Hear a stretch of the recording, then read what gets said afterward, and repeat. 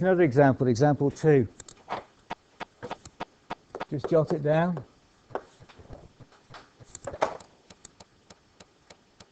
First of all, let's look at the wave function. Instead of y, I've written this. V is the function, little v, because it's the instantaneous voltage in this particular case, and it's a function where t is the independent variable. In other words, the voltage depends on the time. And if you think about this cycle, here's time along here now. This represents time. This represents the voltage, the instantaneous voltage. So that can change as we go along. As time goes by, the voltage can vary between the maximum and minus the maximum, and anywhere in between, including 0. So the instantaneous voltage can take any value between certain limits. So if I want to find that instantaneous voltage, I use this. What does that represent, capital V? The maximum voltage, right. In other words, it's this value here. That value is the maximum voltage. So I can put that in. I know that that is V, the maximum, the peak voltage, if you like. Omega, angular velocity. I know that, 0.5 radians per second. Phi, in this case, I have got a phase angle, so it's not actually, I should have, when I sketched this out, I sketched it wrongly because phi is 1.2 radians. So in other words, this is out of phase. So if I pick up this, can I pick up this? Yeah, it's probably starting at some value, not 0. So at t equals 0, it's already started. We have a voltage.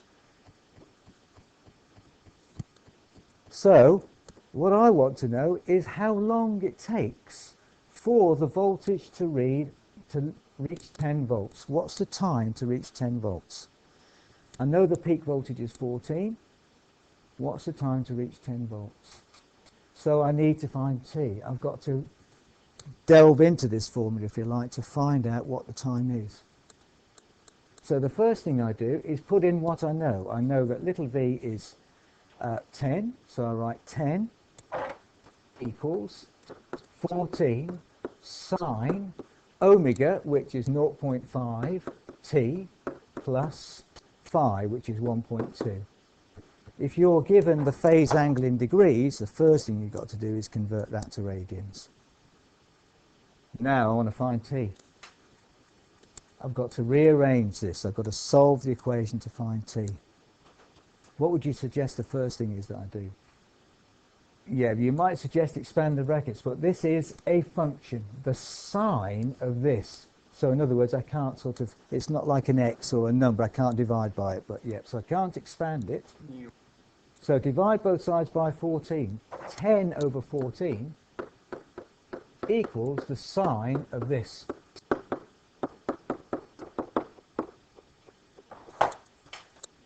So I could work out what 10 over 14 is, but let's just leave it like that for now. Now comes the key step. I want to undo sine. The inverse of the sine function is the sine to the minus 1 function, which is on your calculator anyway. The inverse sine. In other words, what's the angle whose sine is that? Whoops. What's the angle whose sine is whatever that is?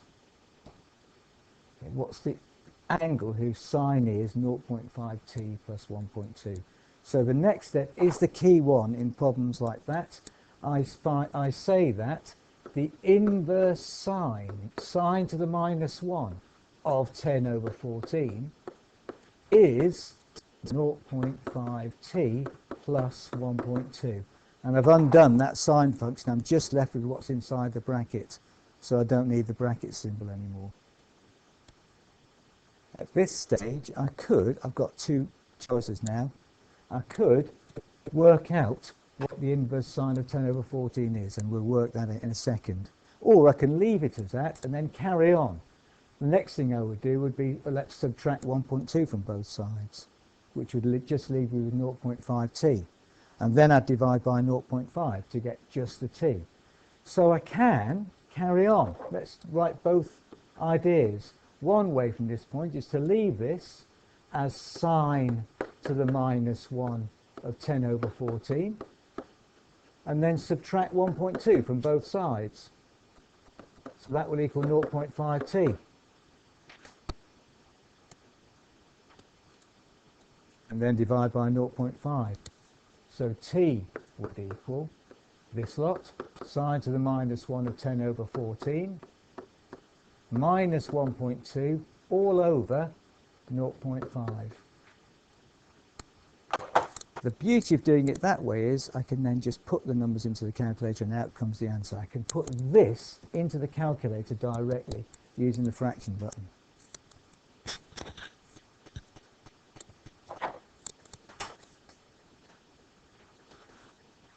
The other way to go about doing this is just to work out what the inverse sine of 10 over 14 is. So on the calculator, I would do sine to the minus 1, so shift sine to the minus 1, and then I would get the open bracket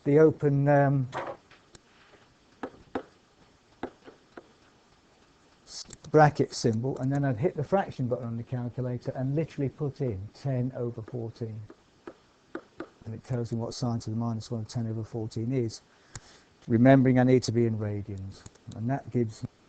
So if you work out what that is, that's fine. But of course, what have you done here? You've rounded it. And so that means you've got a little bit of error creeping into your final answer, which is the only drawback of that. I mean, 99.9% of the time, it doesn't really matter one way or the other. I'm just pointing out that this way might give you a more accurate answer. So if we work out what that is, we can now say that 0.795 must equal 0.5t plus 1.2, going back to the original problem. So again, subtract 1.2 from both sides. 0.795 minus 1.2 equals 0.5t.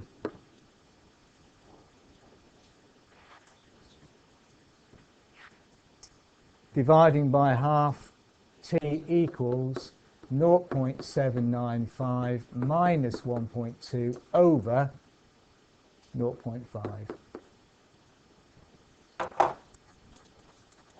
So both methods give us negative 0.81 seconds to two significant figures. So the time that we reach this particular voltage is a negative time, which seems a bit weird. Let's look back at the original problem and try and put it into context. The calculator, the formula, has no real knowledge that we're talking time here. We're talking real things like times. All it does is looks at this function. If this is 14 volts here, it's looking for the first time we get to 10 volts. So it looks as though, according to this, the first time we get to 10 volts is back here, not up here. So if this was, say, 10 volts here, that's when this function equals 10 volts. This wave, actually, that I've got here is probably not in the right place, this black wave line. So in other words, it's given us an angle behind it, which is an issue we have to think about when we talk about angles.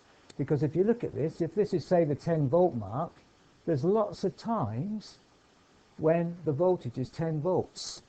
And the calculator just gives us the nearest one. And the nearest one happens to be this way, not this way. The first time it peaks at 10 volts is behind it. So then we have to think about ideas around, well, if that's 10 volts back here, then what is the next time it reaches 10 volts, which is here? So I have to think about adding fractions of a complete term to get the positive time. But more on that a bit later on, this idea of angles. That's about as hard as these things get, and the chapter that I've recommended already gives us worked examples and other problems on this idea of the wave function. So I'll stop that there and let you have a practice of them again during the tutorial period.